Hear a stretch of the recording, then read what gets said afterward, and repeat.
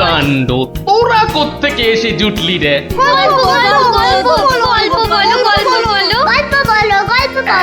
এই দেখো দেখো, আস্তে আস্তে আস্তে, আরে ধুতি খুলে যাবে রে, ধুতি খুলে যাবে।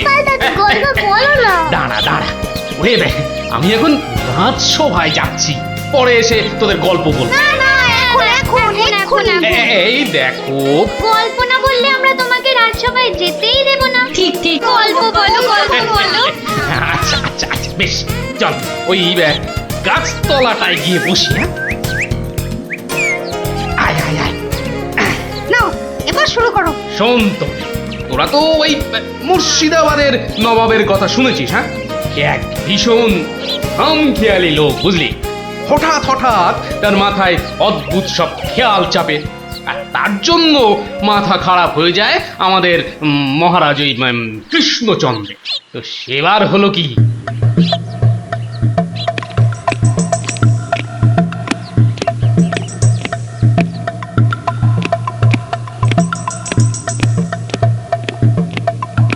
অনেক দিন হয়ে গেল এক জায়গায় একটানা বসে আছি। এবার কিছুদিনের জন্য একটু হাওয়া পরিবর্তন করতে হবে। হুজির, জি আগে হুজুর, আমাকে কিছু বলবেন? মুর্শিদাবাদে অনেক দিন হলো পড়ে আছি, এবার আমি বেড়াতে বেরোবো, তার সাথে একটু শিকার করলে মন্দ হয় না।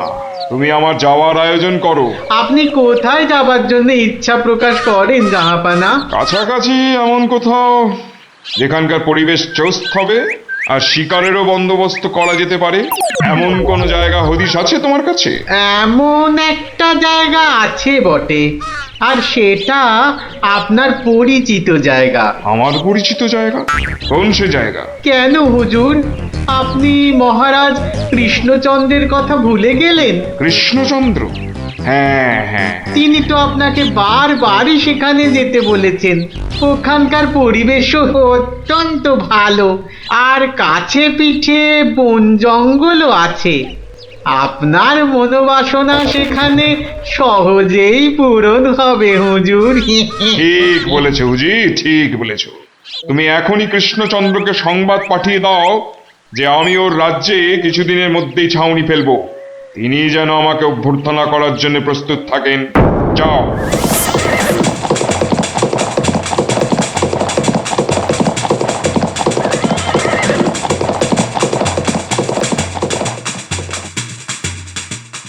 বন্ধুগণ, আজকে আমার কাছে একটা বড়ই গুরুত্বপূর্ণ খবর আছে। আর কয়েকদিনের মধ্যেই মুর্শিদাবাদের নবাব বায়ু পরিবর্তন করতে আমাদের রাজ্যে আসছেন। নবাব? মুর্শিদাবাদের নবাব প্রচন্ড খেয়ালি মানুষ, কখন যে হঠাৎ করে কি চেয়ে বসবেন কিছুরই ঠিক নেই। আমাদের খুব সাবধানে ওনার যত্ন করতে হবে কিন্তু। হ্যাঁ, তাছাড়া উনি রাজসভায় আসবেন না, রাজধানীর উত্তর দিকে যে বিশাল অরণ্য আছে তার পাশে ছাউনি ফেলবেন, আর শিকারও করবেন। নবাবের আরাম বিরামের যাতে কোনো ত্রুটি না হয় সেজন্য আমরা সবাই সজাগ থাকব। আমি নিজে সব ব্যবস্থার তদারকি করব। আমোদ প্রমোদ, ভালো ভালো খাবার, সব কিছুর ব্যবস্থা রাখতে হবে। মহারাজ, খাবারের কথাই যখন উঠলো তখন একটা কথা জিজ্ঞাসা না করে পারছি না। ওহ, আবার কি কথা? বলে ফেলো, বলে ফেলো। মহারাজ, নবাব সাধারণত গোমাংসই খুবই পছন্দ করেন, কিন্তু এটা তো হিন্দু রাজ্য, এখানে গোমাংস তো পাওয়াও যাবে না। কিন্তু নবাব যদি জেদ ধরেন। খুবই গুরুত্বপূর্ণ প্রশ্ন করেছো মন্ত্রী। সেক্ষেত্রে আমাদের নবাবকে উত্তম রূপে খাসি আর মোরগের মাংস খাইয়ে মন ভরাতে হবে। এছাড়া আর উপায় কি? হ্যাঁ, আর তাতেও উপায় না হলে হাতের কাছেই তো আছে আমাদের কৃষ্ণনগরের বিখ্যাত সরপুরিয়া রাজভোগ। এর স্বাদে আর গন্ধে নবাব গোমাংসের কথা ভুলেই যাবে। ঠিক বলেছো গোপাল, নবাবের এমন খাতিরদারি করতে হবে যাতে সাপও মরে আর লাঠিও না ভাঙে। তাহলে আপনারা এবার তৈরি হয়ে নিন, আজ থেকেই কাজে লেগে পড়ুন, আর একদম সময় নষ্ট নয়।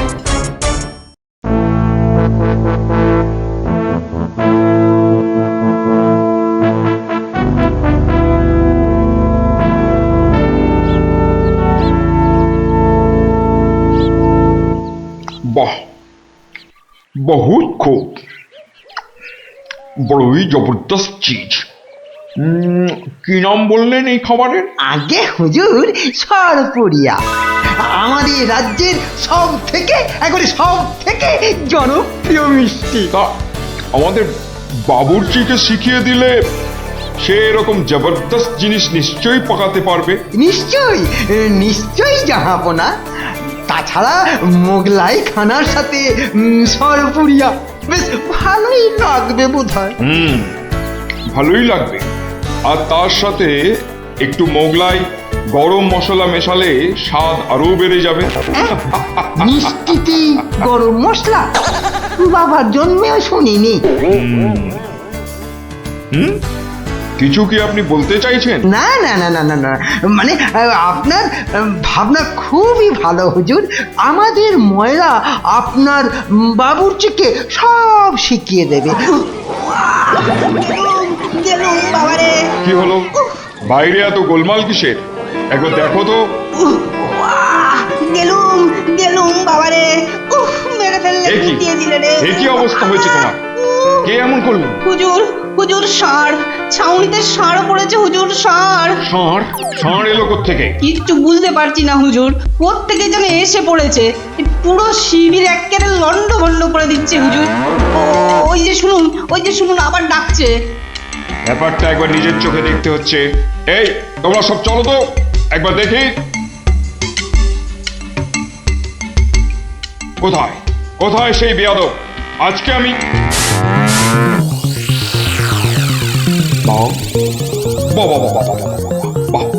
বহুত খুব, কি চমৎকার ষাঁড়, কি নধুর দেহ, যেন তেল চুইয়ে পড়ছে।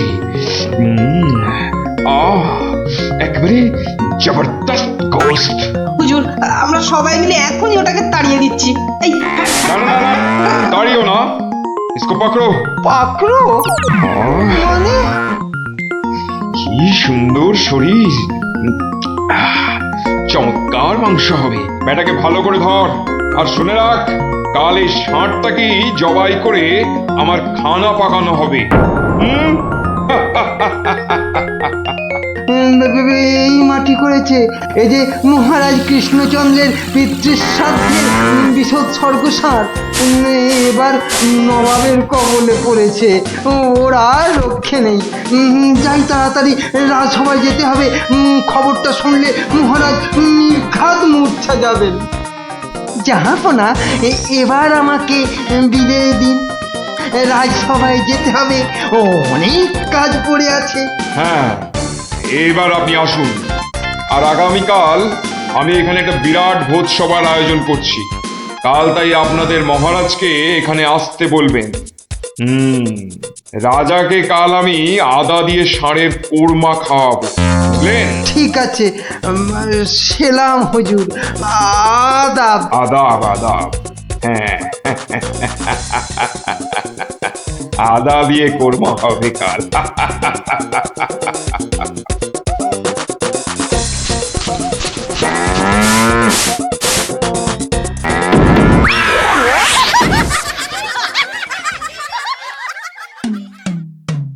একই কথা শোনালে মহামন্ত্রী, এ আমি কি চরম ধর্ম সংকটে পড়লাম। আমার পিতা শ্রাদ্ধে উৎসর্গ করে ষাঁড়টাকে ধর্মের নামে ছেড়ে দিয়েছিলাম। বৃষোৎসর্গের বৃষ মারা পড়লে যে আমার পিতৃপুরুষ নরকে যাবে। কিন্তু নবাবের হাত থেকে ওকে উদ্ধার করার উপায়ই বা কি? নবাব যাকে খেতে চাইছেন তাকে ছিনিয়ে আনার চেষ্টা মানে তো রাজদ্রোহ বই তো কিছু নয়। তাই তো, ওরে বাবা, সর্বনাশ হয়ে গেল, সর্বনাশ হয়ে গেল। হিন্দুর নগরে গো হত্যা হলো।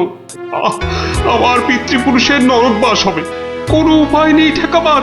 যত সব বদমাশ নবাব। আমাদের এ কি সর্বনাশ হলো, কি সর্বনাশ হলো! থামুন, বিপদের সময় একটা বুদ্ধি দেওয়ার নাম নেই, আবার নাকি কান্না কাঁদতে লেগেছে। সবাই সবাই একদম চুপ করে থাকবেন। আমাকে আমাকে একা ভাবতে দিন তো, দেখি দেখি কোনো শেষ রক্ষা করতে পারি কিনা। আগে মাফ করবেন মহারাজ, আমার উপর ভার দিলে আমি ষাঁড়টাকে নবাবের কবল থেকে খালাস করে আনতে পারি। কার সাথে টক্কর দিতে হবে বুঝতে পারছো? এ হলো স্বয়ং মুর্শিদাবাদের নবাব। আমার উপর ভরসা রাখুন মহারাজ, আমার জেদ তো আপনি ভালো করেই জানেন। তুমি বোধহয় নবাবকে ঠিকভাবে চেনো না। নবাবের মতো বদরাগী লোক রসিকতায় ভোলেন না। আপনাদের নবাবও কিন্তু আমাকে সম্যকভাবে চেনেন না। আপনি বলুন না মহারাজ, আমার দৌড় ওনার জানা আছে কি? তুমি ঠিক কি করতে চাও? আমি তো কিছুই ভেবে কুল পাচ্ছি না। আপনি শুধু একটা ছোট্ট কাজ করুন। ছোট্ট কাজ? ছোট্ট কাজ কিরকম? শুনুন মহারাজ, আর আপনি নবাবের নামে একখানি পত্র পাঠান। আমার কথা বলুন বলুন বলুন বলুন, আপনি আমাকে পাঠাচ্ছেন। তোমাকে পাঠাচ্ছি? কেন? কেন? স্রেফ নবাবের মনটা একটু ফুরফুরে করে দেবার জন্য আপনি আমাকে পাঠাচ্ছেন। গোপাল, আমার কিন্তু ভয় করছে। তুমি কাজ হাসিল করতে পারবে তো? ধরে নিন আপনার ষাঁড় আপনি ফেরত পেয়ে গেছেন। দেখুন এবার আপনার গোপালের খেল দেখুন। বেশ, তোমার কথা মতোই কাজ হবে।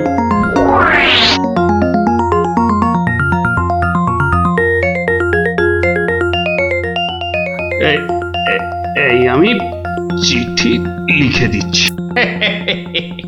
প্রণাম মহারাজ, এই চললাম আমি ষাঁড় উদ্ধার অভিযানে।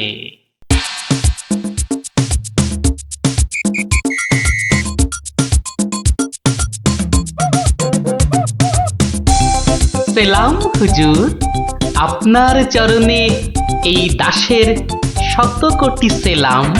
আরে এ কে উজির? জাহাপানা, এ হলো গোপাল ভাঁড়, মহারাজ কৃষ্ণচন্দ্রের সভার একজন রসিক লোক। নবাবের দিল খুশ রাখবার জন্যেই রাজাজি একে পাঠিয়েছেন। দিলখুশ? বেশ বেশ। গোপাল, তোমার নাম আমি শুনেছি বটে। ঠিক আছে, তুমি আমার দিল খুশ করে দাও। হ্যাঁ, মাফ করবেন জাহাপনা, আমি এসেছিলাম আপনার দিল খুশ করার জন্য, কিন্তু এখানে এসে আমার দিল নাখুশ হয়ে গেল হুজুর। কেন কেন কেন কেন? আমি একটা বিচ্ছিরি দৃশ্য দেখতে পেয়েছি এখানে। ইস, ছ্যা, ছ্যা, ছ্যা, ছ্যা, ছ্যা, ছ্যা, থু, থু, থু, থু, থু, থু। কি দৃশ্য তুমি দেখলে যে এত নফরত? হুজুর, ওই নোংরা সাপটা কেন আপনার পবিত্র শিবিরে বেঁধে রেখেছেন জাহাপনা? নোংরা বলছো কেন? বেশ তাগড়াই আছে, ভালো গোস্ত হবে। হ্যাঁ হুজুর, খেয়ে ফেলুন, খেয়ে ফেলুন, যত তাড়াতাড়ি পারেন সাপটাকে খেয়ে ফেলুন। তুমি হিন্দু হয়ে ষাঁড় খাওয়ার কথা বলছো? হুজুর, ওই সাপটা বড়ই নোংরা। ও যা উৎপাত করে, গোটা দেশের লোক ওর জ্বালায় একেবারে অস্থির হয়ে যায় হুজুর। কে উৎপাত করে? গুটিয়ে দেয়? না হুজুর, তাহলে তো ল্যাটা চুকেই যেত। কিন্তু ওই সার যা করে, এই, ও আমি মুখে আনতে পারবো না হুজুর। রামো রামো ওয়াক ওয়াক, থু থু থু। আরে বলেই ফেলো না, কি কাজ করে? কি আর বলবো জাহাপনা, ওর জ্বালায় মাঠে কারোর বড় বাইরে করার উপায় নেই। কেন কেন কেন? কেন বলবো? বলেই ফেলি। হ্যাঁ, মানে ও মল ভিন্ন, মানে ওই ওই নোংরা ভিন্ন আর কি, আর কিছুই খায় না। মানে ওই গু খেকো সাপ। গু খেকো ষাঁড়? হুজুর, সাপটা ওই গুয়ের লোভেই মাঠে মাঠে ঘোরে। কোনো লোককে মাঠে বসতে দেখলেই হলো তাকে গুটিয়ে একেবারে তুলে দিয়ে তুলে দিয়ে? তার ময়লাটা খেয়ে ফেলে। ছি ছি ছি, ছ্যা, ছ্যা, ছ্যা, ছ্যা, ছ্যা, ছ্যা। হ্যাঁ জাহাপনা, ওকে আপনি ওই যত তাড়াতাড়ি খেয়ে ফেলুন। হ্যাঁ, ওকে আপনি যত তাড়াতাড়ি খাবেন ততই আমাদের মঙ্গল। এই, দেশের লোক নিশ্চিন্ত হয়ে মাঠে বসুক। তবা তবা তবা তবা, এই ষাঁড়ের মাংস আমি খেতে চেয়েছিলাম। আপনি কি অসুস্থ বোধ করছেন জাহাপনা? না না না না না, মানে ঠিক আছে ঠিক আছে।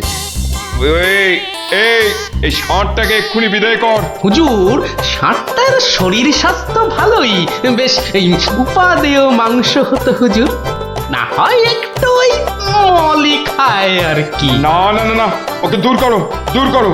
আর উজি, এক্ষুনি আমার মুর্শিদাবাদ ফেরার ব্যবস্থা করো, এক্ষুনি এক্ষুনি। জো হুকুম জাহাপানা, হুজুরের যেমন মর্জি।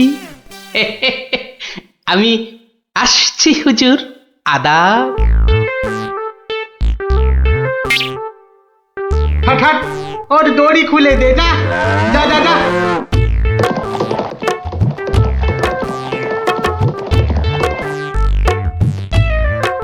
ধন্য ধন্য তুমি গোপাল, চমৎকার চমৎকার তুমি।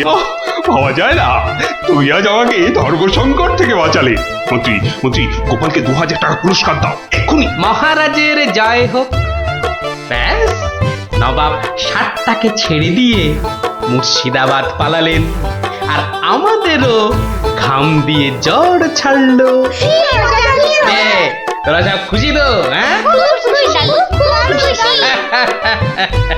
এবার তাহলে আমি রাজসভায় যাই। কাল কিন্তু আর একটা গল্প বলতে হবে। আচ্ছা বাবা, আচ্ছা, বলবো বলবো।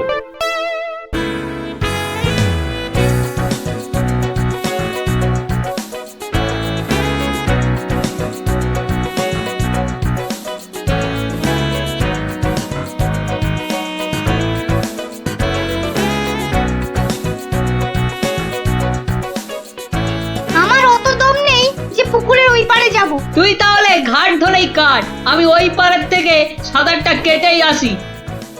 গুলটে গুলটে, ওই দেখ পুঁটি আসছে।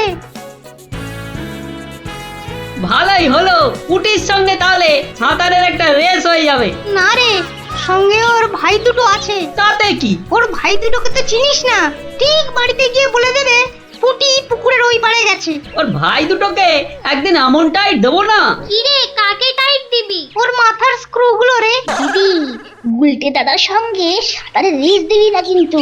দিলে কিন্তু বাবাকে বলে দেবো। এই, তোরা ওকে ভয় দেখাচ্ছিস নাকি? আহ, থাম তো তোরা। কি পুকুরের মাঝখানে একটা কি ভেসে আছে না? ঢিল ছুড়বো? ছড়ো ছড়ো। একটু দে, ও তো গোপাল দাদু। হ্যাঁ রে, একটু দম বাড়ানোর ব্যায়াম করছিলাম। গোপাল দাদুকে যখন পেয়েছি তখন আর গল্প না শুনে চান করছি না। হ্যাঁ হ্যাঁ। হ্যাঁ, ভেজা গায়ে গল্প শোনাতে বসে সর্দি লাগাই আর কি। তাহলে কখন শোনাবে? বিকেলে বিকেলে। বিকেলে গল্প, বিকেলে গল্প। দারুণ মজা হবে।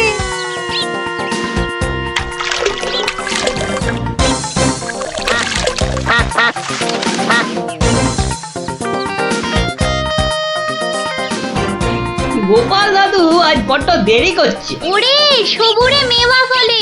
ঠিক বলেছিস। আচ্ছা পুটি, তুই বইয়ের ওই প্রবাদ বাক্যের জায়গাটা খুব ভালো করে পড়েছিস না রে? আবার শুরু করলি তো, সব সময় পড়া পড়া। ওই তো গোপাল দাদু। দাদু, আমরা তোমার জন্য কখন থেকে বসে আছি। বসে বসে কুমোদ ধরে গেল। চল চল চল, আর দেরি না করে শুরু করি তাহলে গল্প।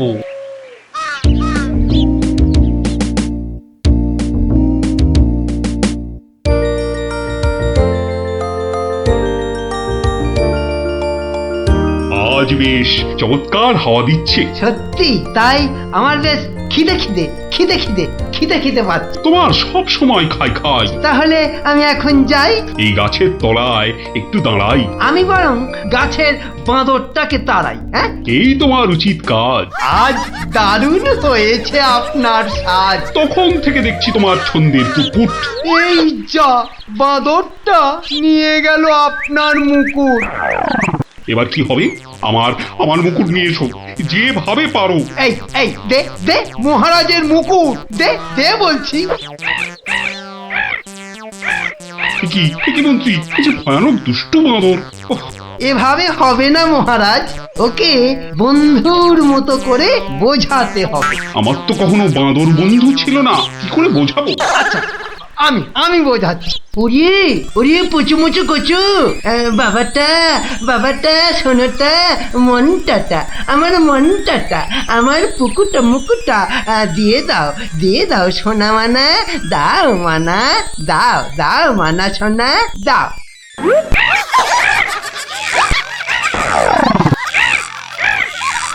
এই যে তোমাকে ভেঙাচ্ছে মন্ত্রী। তাই তো মনে হচ্ছে। তবে রে এবার ঢিল ছুরি, হ্যাঁ ছুরি। এ কি বাচ্চাদের ঢিল ছোড়াছুড়ি হচ্ছে মন্ত্রী? যেভাবে হোক আমার মুকুট এনে দাও, আর কেউ এখানে এসে পড়ার আগে। কি মুশকিলে পড়লাম, এবারে কেউ এসে না পড়ে। মন্ত্রী, গোপাল না ওটা? উহ, যেখানে বাঘের ভয় সেখানেই সন্ধে হয়। তুমি কি গোপালকে বাঘ মনে করছো নাকি? না না, বলছি গোপালের চোখে এই ঘটনা পড়লে লজ্জার আর শেষ থাকবে না। তার বলতে শেষে কিনা মহারাজের মুকুট বাঁদরের মাথায়।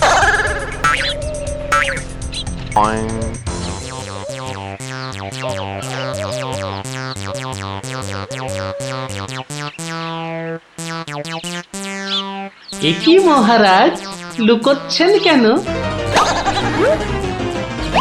আহা, মন্ত্রী মশাই, আপনি আবার গাছে উঠছেন কেন? কি হয়েছে? ওহো, এই কাণ্ড! এতে লজ্জার কি আছে মহারাজ? যতই হোক বাঁদরটাই হচ্ছে মানুষের পূর্বপুরুষ। এত বকবক না করে বাঁদরটার মাথা থেকে মুকুটটা নিয়ে এসো দেখি। সে তো আনবই মহারাজ, তবে আপনার মতো গাছে উঠে নয়। ওই আমার মাথার পাগড়ি টান দিচ্ছ কেন? আরে মুখটা বন্ধ রেখে দেখে যান না মশাই। গোপাল, এটা কিন্তু বাড়াবাড়ি হয়ে যাচ্ছে বলে দিচ্ছি। বাড়াবাড়ি নয়, বাড়াবাড়ি নয়, বরং হচ্ছে বাঁদরের সঙ্গে মুকুটের ছাড়াছাড়ি। মহারাজ, আপনার মুকুট। আসি মহারাজ, এবার মাথায় মুকুট পরে বাইরে বেরোলে দয়া করে হাত দিয়ে ধরে রাখবেন। মন্ত্রী মশাই, আপনি বরং একটা দড়ি দিয়ে পাগড়িটা বেঁধে রাখবেন, কেমন? আসি।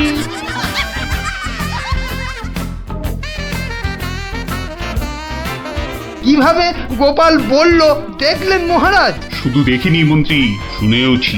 এর একটা বিহিত করতেই হবে, করতেই হবে।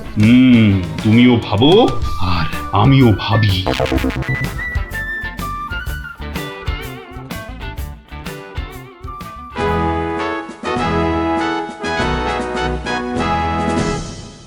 আমি ভাবছি একটা কথা। কি কথা মহারাজ? আচ্ছা, গোপাল এখনো আসেনি তো? না মহারাজ। তাহলে বলি শোনো, একটা দারুণ বুদ্ধি মাথায় এসেছে। বলে ফেলুন মহারাজ। বলবো তো বটে, তো ভাবছি। আবার কি ভাবছেন মহারাজ? ভাবছি যা ভেবেছি তাতে গোপাল জব্দ হবে তো? তা যা বলেছেন মহারাজ, আসলে গোপাল হচ্ছে পাঁকাল মাছের মতো। এই ধরবেন ও দেখবেন সুরুত করে পিছলে বেরিয়ে গেছে। তাই ভাবছি, মানে শেষ রক্ষা হবে তো? আবার ভাবছেন মহারাজ? না না, অনেক ভেবেছি, আর একদম ভাববো না। তাহলে মহারাজ যা ফোন দিয়ে এঁটেছেন সেটা কি করবেন? তোমার উপর প্রয়োগ করে দেখাবো যত সব। আগে গোপালকে আসতে দাও, তারপর আস্তে আস্তে সইয়ে ওকে আমি জব্দ করব। ও হো হো হো, গোপালের কথা ভেবে না আমার এখনই দারুণ আনন্দ হচ্ছে। কি নিয়ে মহারাজ মন্ত্রীর কানে গুজুর গুজুর করছেন? দেখতে হচ্ছে।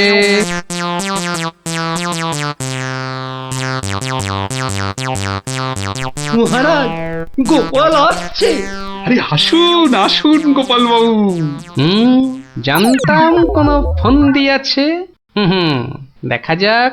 একি মহারাজ, আমার মতো অধমকে কি বাবু বলাটা ঠিক হলো মহারাজ? বুদ্ধিতে তুমি শ্রেষ্ঠ, তাই তোমাকে বাবু না বললে অপমান করা হয় নাকি? গোপালের মান তার আবার অপমান, ঢং। মহারাজ, এই ছোট্ট একটা বলের মতো মানুষের যখন মানই নেই, তখন আবার অপমানের কথা আসছে কেন? ইস, তোমার যখন পছন্দ নয় তখন তোমাকে গোপাল বাবু বলবো না, কিন্তু তাহলে কি বলবো? কেন মহারাজ? ও তো আমাদের শুধু গোপাল নয়, একেবারে নাড়ু গোপাল। বাবা বাবা বাবা মন্ত্রী, এই এতক্ষণে একটা ঠিকঠাক কথা বলেছ। নাড়ু গোপাল, তা বাবা নাড়ু গোপাল, কাল রাতে একটা স্বপ্ন দেখেছি, আর সেই থেকে আমার ভাবনার আর শেষ নেই। কেটে গেছে তো কালকের রাত, স্বপ্ন তাহলে আপনার নষ্ট ভাত। স্বপ্নটা যে মনের কোণায় বারবার উঁকি মারছি। তাহলে মনের কোণের দরজাটা বন্ধ করে দিন।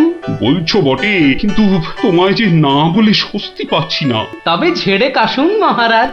মহারাজের সর্দি হয়েছে নাকি যে ঝেড়ে কাশতে বলছো? হ্যাঁ? মানে ওই স্বপ্নটাকে আর উঁকি মারতে না দিয়ে পুরোপুরি বাইরে আসতে বলুন। ও হরি, এই ছিল মনে। ও, তুমি তাহলে আমার স্বপ্নটা কি তা জানতে চাইছো? ভেবে দেখো গোপাল, স্বপ্ন শুনে যদি সবাই হাসে তাহলে কিন্তু লজ্জা পেতে পারবে না। আমার নাম গোপাল, লজ্জা করার আছে কি আমার কপাল? শুরু করুন মহারাজ, শুরু করুন। স্বপ্নটা হলো একটুখানি মহারাজ। কি হলো? কিছু না মহারাজ, আসলে এটা তো স্বপ্ন, তাই চোখ খুলে শুনলে ঠিক বুঝতে পারবো না। তাহলে কি করে শুনবে? হ্যাঁ? তাই আমি চোখ বুজে আরাম করে শুয়ে মহারাজ। তাহলে শুয়ে পড়ো। যতই হোক আপনি স্বপ্ন দেখেছেন পালঙ্কে শুয়ে, তাই বলছি ওই নিদেন পক্ষে অন্তত একটা খাটে যদি পেতাম। যত সব। এই, কে আছো? একটা খাট নিয়ে এসো।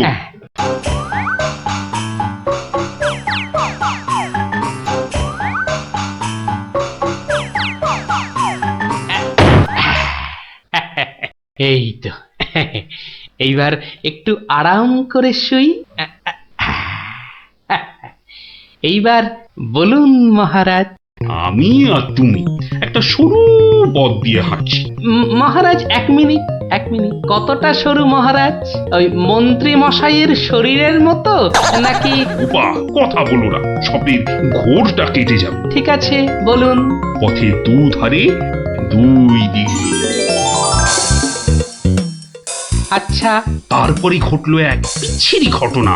যা গোপাল, কথা বলো না, স্বপ্নটা ভেঙে যাবে। বলুন মহারাজ। ব্যাস, আমরা পড়ে গেলাম। কোথায় মহারাজ? আপনি কি পড়েছেন? তাহলে আপনিও কথা না বলে চুপ করে শুনুন। একসাথে তো মহারাজ? না না, তুমি একটা দিঘিতে আর আমি অন্যটাতে। আপনি যেটাতে পড়লেন সেটা ছোট না বড়? গোপাল, কথা না বলে শোনো। বাহ, এই না হলে আমার মন্ত্রী, যেন আমি যন্ত্র আর তুমি যন্ত্রী। ছোট বড় জানি না, শুধু এটুকু দেখলাম, আমি যেটাতে পড়লাম সেটা ক্ষীরের দিঘি, আর তুমি যেটাতে পড়লে সেটা হলো গুয়ের। বলেন কি মহারাজ, গোপাল একেবারে গুয়ের দিঘিতে? তাই তো বলছি, কি বিচ্ছিরি ব্যাপার। গোপাল এবার মোক্ষম জব্দ। গু কথাটা শুনতে ভারী মন্দ, একে একটা অন্য নাম দিলে হয় না মহারাজ? দিন না সভাকবি, আমারও কেমন গু নামটা কানে বড্ড লাগছে। তাহলে বরং বলি, গোপাল গিয়ে পড়িল মলের দিঘিতে। মলের দিঘিতে? আচ্ছা মহারাজ, মল কি নরম ছিল না শক্ত? নরম না শক্ত? গোপালই ভালো বলতে পারবে যে মলটা কিরকম ছিল। ব্যাস, এরপরেই আবার ঘুম গেল ভেঙে। কই গোপাল, এবার চোখ খোলো, মহারাজের স্বপ্ন যে ভেঙে গেল। কি গোপাল, একেবারে চুপ মেরে গেলে যে? লজ্জায় গোপালের মুখ চোখ সব বন্ধ। আমার স্বপ্ন যে এখনো শেষ হয়নি মহারাজ। তাই নাকি? হয়েছে গোপাল, হয়েছে। গোপাল, তুমি এইবার মহারাজের কাছে দারুণ জব্দ হয়েছো। ওঠো ওঠো, লজ্জার মাথা খেয়ে এবার বাড়ি যাও। এইবার আমার স্বপ্নটা ভাঙলো। মানে মানে মহারাজ, কাল ভোরে আমিও একটা একই রকম স্বপ্ন দেখেছি। বলো কিন্তু আমার স্বপ্নটা একটু বড়, তাই স্বপ্নটা শেষ হবার জন্য একটু অপেক্ষা করছিলাম মহারাজ। আর জানেন তো মহারাজ, ভোরের স্বপ্ন সব সময় সত্যি হয়। তাই? তাহলে বলো তুমি আর কি দেখেছো? মহারাজ, আমরা তো দুই দিঘিতে পড়লাম, আর তারপর তারপর তারপর তারপর কি? তারপর কি? দুজন দিঘি থেকে উঠে পড়লাম। তখন মহারাজের গা ভর্তি ক্ষীর আর আমার গা ভর্তি থুরি থুরি ময়লা। কিন্তু ওই পরিষ্কার করব সেরকম জল কোথাও নেই মহারাজ। তখন কি করলে? তখন আর কোনো উপায় না দেখে আমরা আমরা দুজনে দুজনার গা চাটতে থাকলাম মহারাজ। মানে মানে খুব পরিষ্কার। আমি মহারাজের গায়ের ক্ষীর চাটতে থাকলাম, আর মহারাজ আমার গায়ের ময়লা চাটতে থাকলেন। কি দৃশ্য! ব্যাস আমার ঘুম ভেঙে গেল মহারাজ। কি বলছো কি গোপাল? যা দেখেছি মহারাজ, স্বপ্নে তাই বলছি। সবাই সবাই আমার দিকে কি দেখছো? কি দেখছো তোমরা? যাও যাও, আজকের মতো সভা পণ্ড। কেমন জব্দ এবার গোপালের সঙ্গে পাঙ্গা? বোঝো কেমন করলাম চাঙ্গা?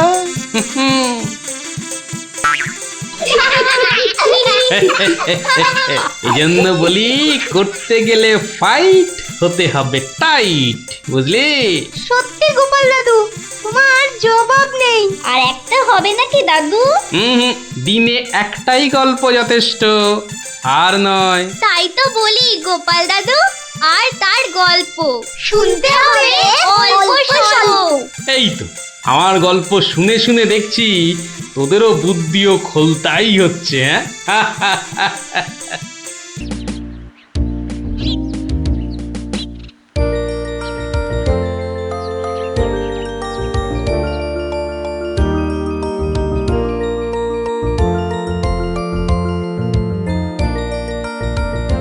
যতই হোক বুঝলি পুটি, ক্রিকেটটা মেয়েদের খেলা নয়। মাঠে নামলেই বুঝিয়ে দেব, মেয়েরাও কম যায় না। তুই আর হাসাস না পুটি, আমার বলের সামনে না সে উড়ে যাবি। সত্যি? গুলটের বল দেখলেই বলবি খেলবো না বাবা, বাড়ি চল। তোরা যতই হম্বি তম্বি কর গুলটে, খেলায় কিন্তু তোরা জিততে পারবি না। দেখা ইয়াক। গুলটের বল জানিস না পুটি, ও চোখেই দেখা যায় না। ছাড় ছাড়, এরকম জোরে বল তো কত দেখলাম। যখন ছক্কা খাবি তখন বুঝবি। দিদি, গুলটে দাদা কিন্তু খুব জোরে বল ছোড়ে। যত জোরে বল ছুড়বে তত জোরে ছক্কা মারবো। এইবার বুঝবে গুলটে দাদা, ছক্কা খাবার কি মজা।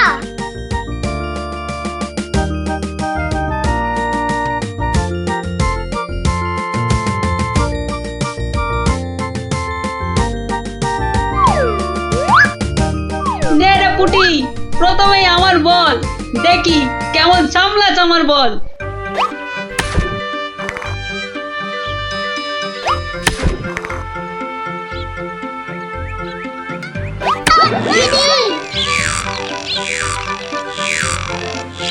কিরে, কেমন লাগলো রে পুটি?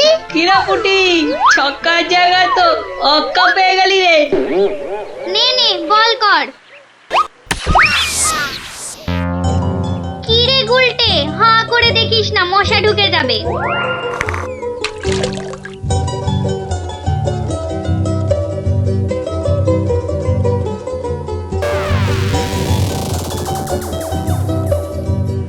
যা দিদি, খেলা তো বন্ধ হয়ে গেল। কেন?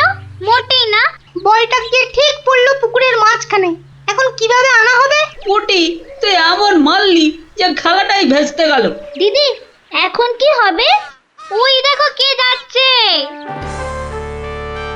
গোপাল দাদু। তাহলে তো গল্প। হ্যাঁ হ্যাঁ, গোপাল দাদু গোপাল দাদু গোপাল দাদু। কি হলো রে তোদের? আজ আমাদের বিকেলের খেলা বন্ধ। আমাদের বল বড় পুকুরের মাঝে।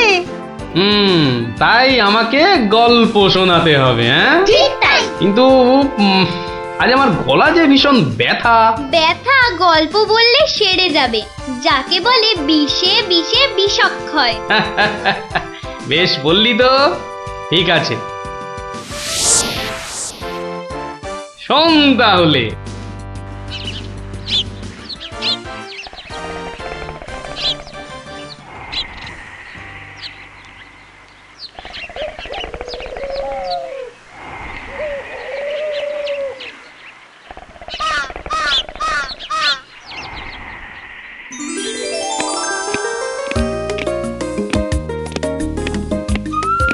জয় মহারাজ গোবিন্দচন্দ্রের জয়, জয় মহারাজ গোবিন্দচন্দ্রের জয়, জয় মহারাজ গোবিন্দচন্দ্রের জয়, জয় মহারাজ গোবিন্দচন্দ্রের জয়। দাঁড়িয়ে কেন মহারাজ, বসুন। হ্যাঁ বসি।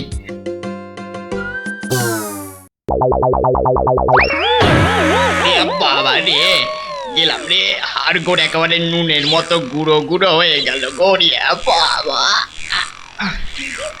এ কি গো, বলা নেই কওয়া নেই, ধূপ করে খাটিয়া থেকে পড়ে গেলে। হাতিয়া নয় গো, বলো সিংহাসন। তুমি কি এখনো স্বপ্ন দেখছো? কি আবার স্বপ্ন দেখবো? হ্যাঁ দাও দাও, তামাকটাকে ভালো করে সাজো দেখি। যত সব স্বপ্ন দেখছিলাম, না এবারে দেখতে হবে যেন ঘুমিয়ে না পড়ি। বউ ঠিক ধরে ফেলেছে যে আমি স্বপ্ন দেখছিলাম। কি লজ্জা, কি লজ্জা। ছি।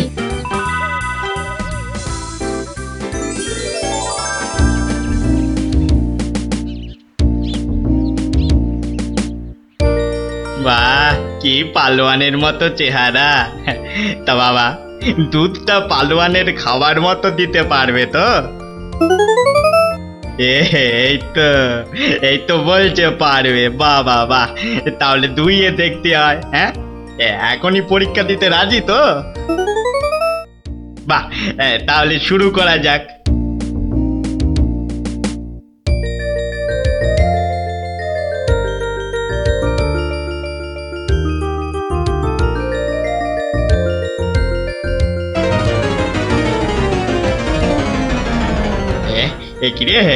একিরে বাবা, ঘরের সব বাটি গামলা যে শেষ হয়ে গেল, তবুও দুধ যে ফুরোচ্ছেই না। এদিকে দুইতে দুইতে হাত দুটো যেন টন টন টন টন পন পন সব কিছুই করছে।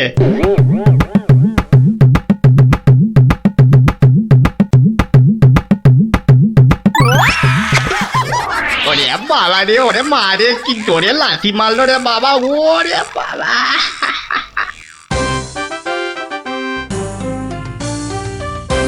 বলি, বুড়ো বয়সে ভীমরতি, তা দিনের বেলায় ঘুমিয়ে ঘুমিয়ে স্বপ্ন না দেখে আমাকে কাজে একটু সাহায্য করলে তো পারো নাকি? আবার ধরা পড়ে গেলাম। কে বললো? হ্যাঁ, কে বললো আমি ঘুমাচ্ছিলাম? কে আবার বলবে? সবই তো চোখে দেখা যাচ্ছে। চোখের মাথা খেয়ে বসে আছো নাকি? হ্যাঁ, আমি ঘুমাইনি, চোখ বন্ধ করে চিন্তা করছিলাম। চিন্তা না ছাই? আচ্ছা, তুমি কি তামাক টানতে টানতে শুধুই দিবা স্বপ্ন দেখো? হ্যাঁ, আমি শুধু দেখি না, আর তুমি বুঝি বাদ যাও? না তা নয়, আমিও দেখি, তবে মাঝে মধ্যে। তাই বলো? এই না হলে তুমি আমার বউ হতে পারবে কি তোমার মতো কেউ? বলি হ্যাঁ গা, কি ভাবনা চিন্তা করছো এত, বলো না। ভাবছি তো শুধু একটাই কথা। কি কথা গো? না যদি কিছু টাকা পাই। টাকা পেলে কি করবে? হ্যাঁ ঠিক বলেছো, একটা পেল্লাই সাইজে দুধেলা গাই কিনবো আর দিন রাত দুধ দুইব গো। তো অত দুধ রাখবে কোথায়? বড় বড় জায়গায়। কিন্তু অত বড় জায়গা কোথায়? কেন, বাজারে কিনে আনবে? তাহলে তো তোমাকে এক্ষুনি বাজারে যেতে হয়। বাহ, আমি কষ্ট করে ভাববো আবার বাজারেও যাব? তা নয় তো কি আমি যাব? আমি না বাড়ির বউ? কি বাচ্চাদের মতো কথা বলছো? হ্যাঁ, দুধ রাখবে তুমি আর জায়গা কিনবো আমি? হ্যাঁ, কি লোক রে বাবা, অগত্যা আমি চললুম জায়গা কিনতে।